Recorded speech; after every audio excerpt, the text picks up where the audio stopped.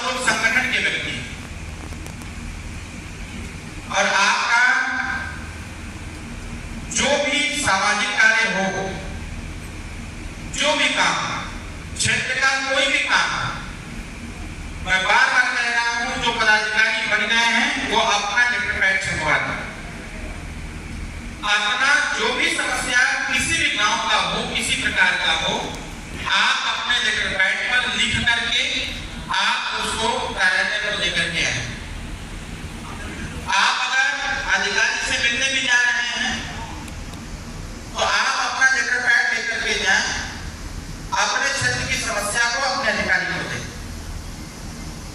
तमाम तरह की बातें हमको सुनने में पश्चिमांचल से आ रही, तमाम तरह की बात जो हमारे सेहत के लिए ठीक है। यहाँ सभी पदाधिकारी हैं, एक बात तो पहले अपने दिमाग में रख लीजिएगा कि पश्चिमांचल के संगठन को मैं देख रहा हूं। अब हमसे ऊपर सिर्फ मंत्री जी हैं, और कोई नहीं है।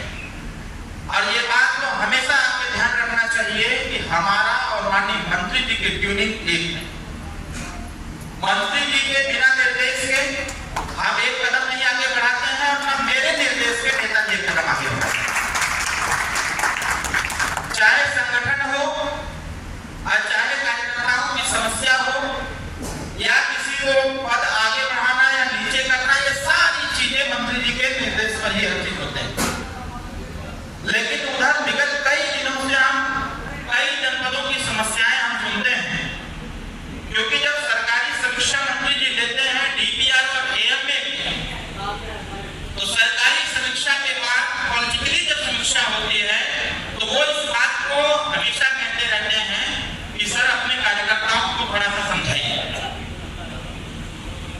देखिए, मैं इससे इस बात को कह रहा हूं क्योंकि अभी मंत्री प्रतिनिधि को बुलाया गया था, अब इसके बाद जिला अध्यक्ष को बुलाएंगे और जिला संस्था प्रभारी को बुलाएंगे। जितने महत्वपूर्ण हमारे कार्यकर्ता हैं उनकी बात अधिकारी कैसे सुनेगा, ये सारी चीजें हम लोग बताएंगे। हमारे जिला अध्यक्ष हो गए, मंडल अध्यक्ष हो गए, जिला संस्था प्रभारी हो गए, मंत्री प्रतिनिधि हो गए, बारी बारी से इनको बुलाया जाएगा। लेकिन जिले में जाकर के जो समस्याएं उत्पन्न किया, हम नहीं सुनना चाहते हैं कि हमारा पदाधिकारी जाकर के डीपीआर को कहा गया। अलीगढ़ से भी ये मैसेज मेरे पास था, अभी मैं उसकी जांच करवा रहा हूं, अगर इसमें दोषी पाया गया कोई भी तो अपने आप को पार्टी से पदमुक्त समझेगा। आगरा की जांच कराया, इसकी पुष्टि हुई और पुष्टि होने के बाद मैंने त्वरित कार्रवाई करते हुए 11 लोगों को पदमुक्त किया है और जैसे ही दोषी पाए जाएंगे मैं निष्कासित करूंगा, हमें कोई दिक्कत नहीं।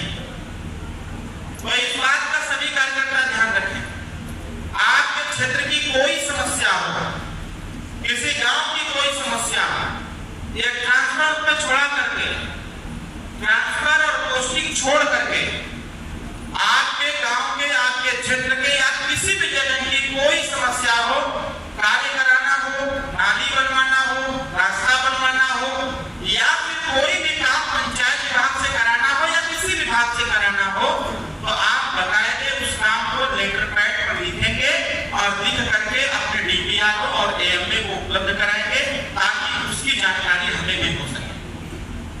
और आप अधिकारियों का ट्रांसफर, सचिव का ट्रांसफर कर दीजिए, तो इनका ट्रांसफर कर दीजिए, उनका ट्रांसफर कर दीजिए, तो ये हम कतई इसकी न तो गारंटी देंगे, न तो वारंटी देंगे और न ही इजाजत देंगे। इसीलिए इस अक्टूबर माह के बाद जिला अध्यक्ष को बुलाया जाएगा, हर बैठक में प्रदेश समीक्षा हो जाए और समीक्षा किस बात की समीक्षा हो जाए, सबसे पहले रसीद। हमने दयाराम भार्गव जी को लगा रखा है, जैसे इनको मैंने सदस्यता प्रभारी का पद भी दिया मेरठ में ना, मेरठ में हमने बताया, यह भी बताया कि रसीदें कार्यालय से आएंगी, इनके पास जितने भी रसीदें क्षेत्र में जाएंगी उन सारी रसीदों का लेखा जोखा हम आपसे देंगे। लेकिन हमारे पास जो संदेश पहुंचा, वो संदेश पहुंचा ये कि रसीद तो लोग ले रहे हैं लेकिन जमा नहीं कर रहे हैं।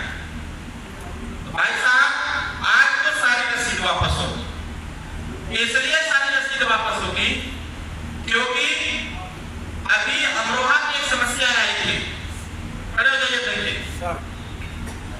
अमरोहा में एक समस्या आई थी, कोई व्यक्ति पार्टी का पुराना नेता था, बड़ा कैबिनेट मंत्री प्रतिनिधि कर रहा था, अपने आप को प्रदेश महासचिव भी कह रहा है, ऐसा था। मेरे पास सूचना आई, हमने जांच कराया, हमने प्रदेश प्रभारी जी को और संगठन मंत्री जी को, अशोक अग्रवाल जी को निर्देश दिया कि अगर इस प्रकार का फर्जी काम हो रहा है तो उसके खिलाफ मुकदमा लिखवाइए। भाजपा ने कहा कि इस बार हम बात कर लेते हैं, नहीं मानेगा तो करें। और बात किया, माना, रसीद वापस मंगा लीजिए उससे जो पुलिस के पास है, ठीक है। उसके बाद वो काम करना चाहेगा पार्टी में तो नए सिरे से सदस्य बना करके फिर हम देखेंगे। बात समझ गए? बड़ा फर्जी वाला जो चांद के पश्चिमांचल में हो रहा है, जैसे रसीद पुरानी है, उसपे रसीद कुछ और है, उसमें लिखवा कुछ और दिया जा रहा है। जबकि मैंने पहले भी बता रखा है कि अगर रसीद 10 रुपए की है तो 11 रुपया नहीं लेना है, 10 रुपया ही लेना है।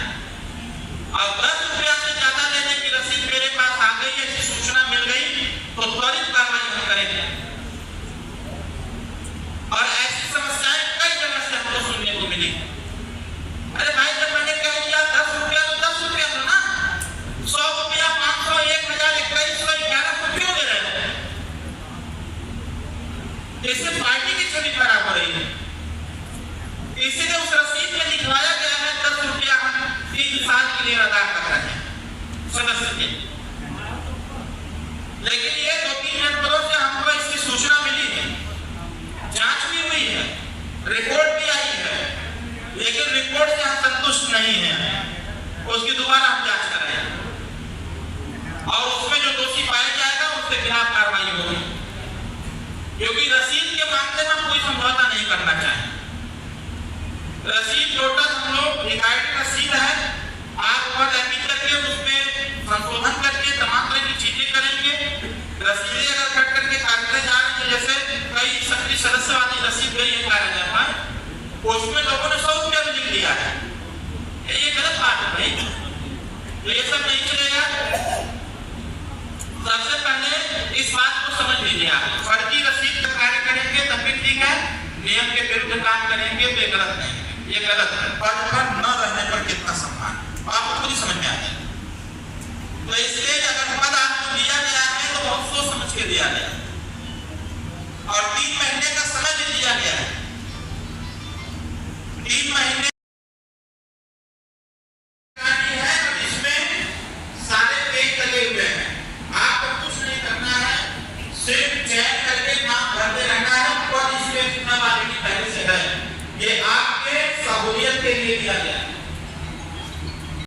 बनवा दिया है इस प्रकार। ये पूरा है। आप जैसे मैं कई लोगों के स्पीच हमने सुना, जिला अध्यक्ष चौपाल नहीं लगा रहे हैं, आप लोग कहाँ लगा रहे हैं? चौपाल लग रही है सर, गाँव में लग रही है। मेरा बिजनौर आगरा कहाँ लगाई?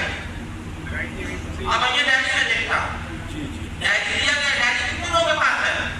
डायरी दिखाइए अपने पहले, डायरी दिखाइए जिला अध्यक्ष, डायरी कहाँ है?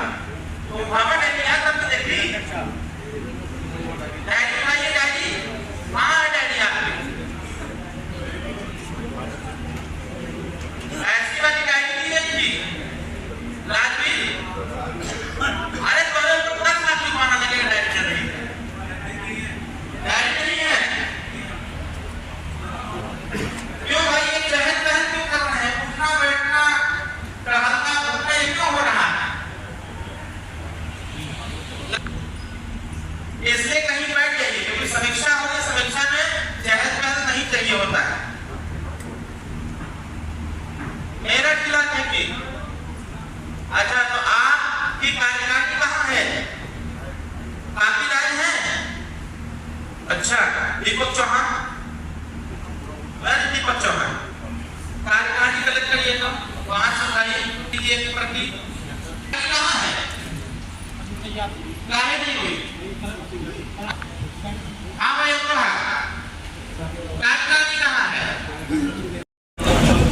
सर, आज आप पश्चिमांचल में पहुंचे हैं और सुहेलदेव भारतीय समाज पार्टी के आप राष्ट्रीय प्रमुख महासचिव हैं, पूर्व राज्य मंत्री उत्तर प्रदेश सरकार में। सबसे पहले सर मेरा सवाल ये है, आप पश्चिम में पहली बार इतने सगरे नज़र आ रहे हो। उससे पहले पार्टी जो सुहेलदेव पार्टी है इतनी सगरे नज़र नहीं आई सर। ऐसा है, सुहेलदेव भारतीय समाज पार्टी 2016 से ही सक्रिय है।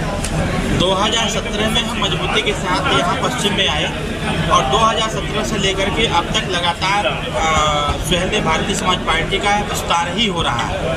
हमारा पश्चिम का दौरा हर महीने में 2 बार होता है और दोनों बार जब हम आते हैं तो सदस्यता अभियान की समीक्षा लेते हैं, संगठन की समीक्षा लेते हैं। संगठन में कौन सा जनपद कमज़ोर है, कहाँ पर काम करने की आवश्यकता है, कहाँ सदस्यता अभियान कमज़ोर है, कहाँ संगठन कमज़ोर है, इन सब की समीक्षा लेता हूँ। समीक्षा लेकर के फिर उस पर काम भी हम लोग करते हैं। सुहेलदेव भारतीय समाज पार्टी अभी इधर बहुत सारी रैलियाँ की। अभी इसी गाजियाबाद में हमने एक अधिवेशन भी किया, हाईटेक इंजीनियरिंग कॉलेज में आपने अभी हमने अधिवेशन भी किया और अधिवेशन के बाद मैं आज फिर दोबारा आया हुआ हूँ। हर बार हर 15 दिन पर 20 दिन पर मैं आता हूँ, यहाँ के सदस्यता अभियान की समीक्षा लेता हूँ। और पूरे उत्तर प्रदेश में अगर समीक्षा की बात करें सदस्यता अभियान का, तो सबसे ज़्यादा सदस्यता अभियान और सबसे मजबूती के साथ कहीं चलता है तो पश्चिमांचल में लोग चलाने का काम कर रहे हैं। पश्चिमांचल से हमारे मैक्सिमम सक्रिय सदस्य, पश्चिमांचल में जितने पदाधिकारी हैं मैक्सिमम सब सक्रिय सदस्य हैं। और जो पश्चिम का रेशियो हमने पाया था, 1 महीने में 1 जिले में पदाधिकारी प्राथमिक सदस्य कितने बन रहे हैं, तो लगभग 7000 पदाधिकारी हमारा 7000 सदस्य हमारा एक कार्यकर्ता बना रहा है। तो कहीं ना कहीं सुहेलदेव भारतीय समाज पार्टी पूरे ताकत के साथ अपने कार्यकर्ताओं को लेकर के सदस्यता अभियान चला रही है और संगठन का विस्तार कर रही है। उपचुनाव को लेकर क्या कहना चाहेंगे आप? सुहेलदेव भारतीय समाज पार्टी इस उपचुनाव में पार्टिसिपेट नहीं कर रही है। हमने भारतीय जनता पार्टी अपने सहयोगी को अवगत कराया है कि हम 10 विधानसभा सीट पर हम 5000 से लेकर के 10,000 मतदाता हम अपना देंगे और हम भारतीय जनता पार्टी के प्रत्याशी को जिताने का काम करेंगे। सर 2027 की तैयारी मानी जाए या कुछ और? मैं तो आप लगातार सक्रिय नजर आ रहे हैं पश्चिम में। पंचायत चुनाव की तैयारी में लगा हुआ हूँ। जिस प्रकार से पूर्वांचल में 118 जिला पंचायत हमारे हैं, 118 जिला पंचायत के साथ साथ जिला पंचायत अध्यक्ष भी हैं, प्रमुख भी हैं। मैं उस स्थिति को पश्चिमांचल में तैयार करना चाहता हूं और आने वाले समयों में पश्चिमांचल के हर जनपद से 24 जनपद हैं, 24 जनपद से हम हर जनपद से 10, 12, 15 जिला पंचायत सदस्य जितवाने के लिए समीक्षा में कर रहा हूं। और सुहेलदेव भारतीय समाज पार्टी त्रिस्तरीय पंचायत चुनाव में अपने पार्टी के पदाधिकारियों को लड़ाएगी, उनको टिकट देगी और उनको जितवा करके जिले की पंचायत में भेजने का काम करेगी। सर, जब से आपने पश्चिम की बागडोर संभाली है, लोगों में एक दीवानगी सी नजर आ रही है सर आपके जरिए। क्या ऐसे ऊर्जावान आप जो है दिखाई दे रहे हो सर? पश्चिम में लोग क्यों जुड़ रहे हैं आपसे? कॉन्सेप्ट क्लियर है। कॉन्सेप्ट इसलिए क्लियर है कि जो सुहेलदेव भारतीय समाज पार्टी का एजेंडा है उस एजेंडे पर लोग काम करना चाहते हैं। जैसे अभी भारत सरकार ने, केंद्र की सरकार ने योजना बनाया कि 1 नेशन 1 इलेक्शन का, एक राष्ट्र एक चुनाव का। उसी के पैरेलल 2002 से हम लोग मांग कर रहे हैं कि एक वोटर लिस्ट से चुनाव हो, वो चाहे कोई चुनाव हो। इसी के साथ साथ हम लोगों ने कहा कि भाई ये जो शिक्षा में दोहरी व्यवस्था है इसको बंद करने की आवश्यकता है। अगर 1 नेशन 1 इलेक्शन हो सकता है तो 1 नेशन 1 एजुकेशन भी हो सकता है। गरीब और अमीर का बेटा एक स्कूल में पढ़ेगा, वो प्राइवेट स्कूल हो चाहे सरकारी हो, कहीं कोई बाध्यता ना हो, हर जगह बच्चे पढ़ें, आगे बढ़ें। इसके साथ साथ सुहेलदेव भारतीय समाज पार्टी ने एक स्वास्थ्य संबंधी सेवाओं को लेकर के जो भारत सरकार की योजना है आयुष्मान कार्ड बनाने का, उस पर एक नियम बनाया गया है कि जिस परिवार में 6 सदस्य होंगे उन्हीं का आयुष्मान कार्ड बनेगा और 5 लाख रुपए का निःशुल्क इलाज होगा।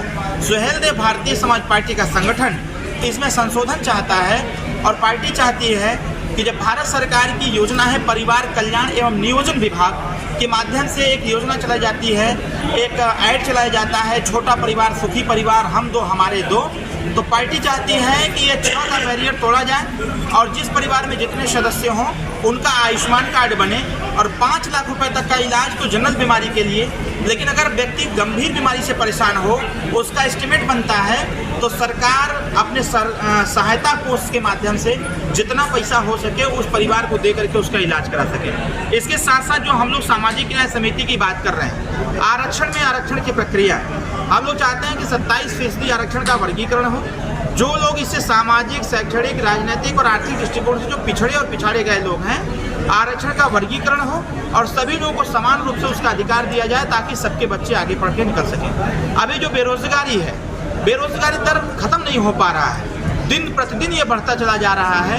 इसको रोकने के लिए हमारी पॉलिसी है, सुहेलदेव भारतीय समाज पार्टी अपने कार्यकर्ताओं को ट्रेंड कर रही है कि जो शिक्षा व्यवस्था है थोड़ा सा उसमें परिवर्तन करते हुए एक सब्जेक्ट अनिवार्य कर दिया जाए और तकनीकी शिक्षा लागू किया जाए कक्षा 5 से लेकर के 9 तक, ताकि जो गांव के या शहर के जो भी ऐसे बच्चे हैं, जैसे कक्षा 9 और 11 में एक ऑप्शनल सब्जेक्ट होता है, उसी प्रकार से एक ऑप्शनल सब्जेक्ट टेक्निकल रखा जाए, जिसको बच्चा 4-5 साल पढ़ेगा और उसके बाद वो बेरोजगार नहीं रह जाएगा।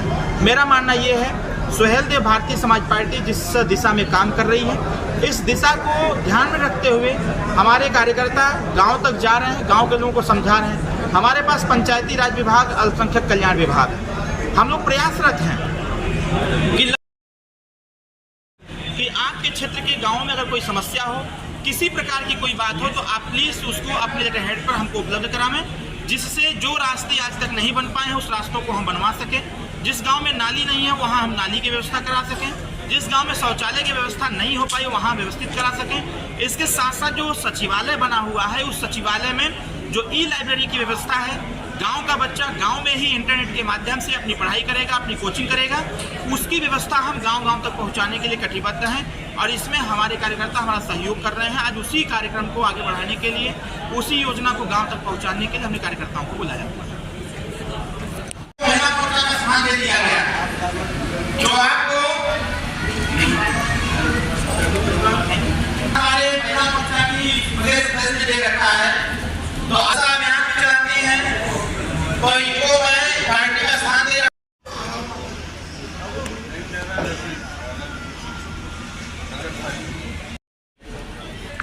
मैं राहुल चक्राना जी को अपने राष्ट्रीय कार्यकारिणी युवा मोर्चा का राष्ट्रीय महासचिव नियुक्त करता हूं। माला पहनाइए फूलों के लेकर के, इनका स्वागत करिए, जोरदार ताली बजा के स्वागत करिए। सौगंध चौधरी जी, बली चौधरी जी, माला पहनाइए सब लोग, ताली बजा के स्वागत करिए, जोरदार ताली बजा के सौगंध चौधरी जी के नेतृत्व में जनपद गाजियाबाद का संगठन दुरुस्त होगा। इनकी देख-रेख में यहाँ पर काम होंगे। यहाँ के प्रतिनिधि हमारे अर्पित पांडे जी हैं। कपिल पंडित जी सदस्यता प्रभारी में कहते हैं। कहाँ है कपिल पंडित जी कहाँ? आप आइए, आ जाओ जरा। कपिल पंडित जी सदस्यता प्रभारी है। दूसरा तो क्या है? सब लोग मिलजुल करके काम करिए। हो गया।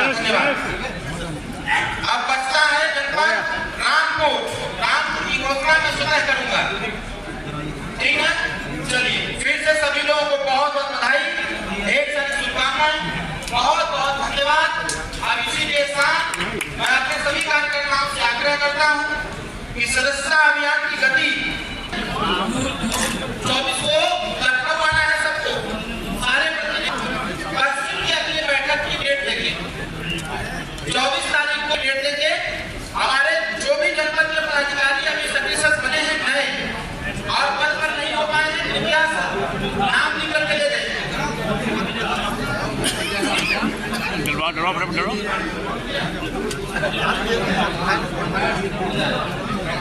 चलिए अब सब लोग ऐसे खड़े हो जाइए। सब लोग जो खाना खाना है खाली लेके इधर आ सकते हैं। बल्ले भाई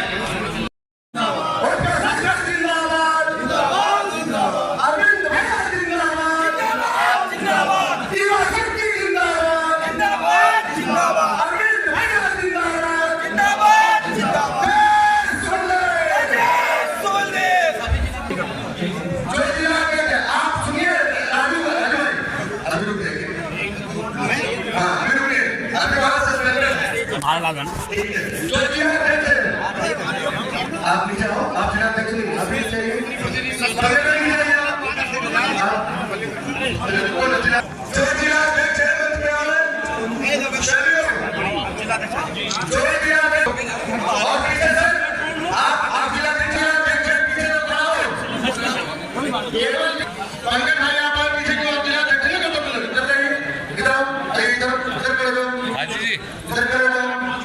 आगे सर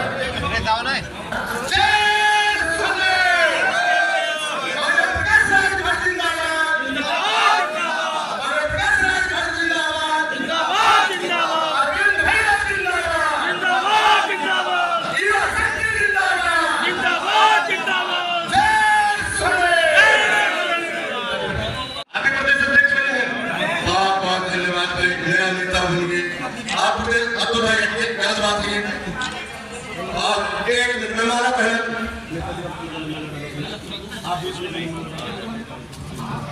के साथ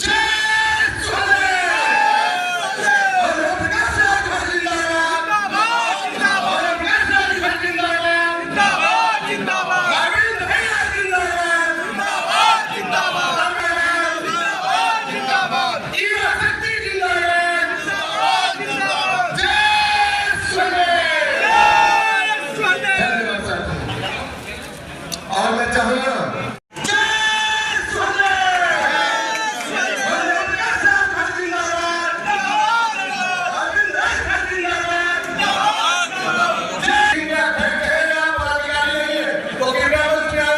सभी महिलाएं किसी भी दिल की नेता हो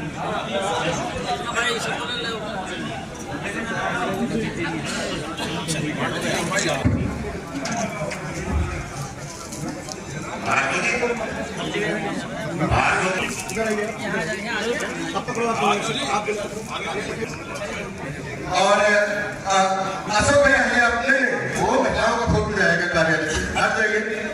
चलिए जोरदार तालियों से स्वागत हो। महिला शक्ति जिंदाबाद। जिंदाबाद। जिंदाबाद। महिला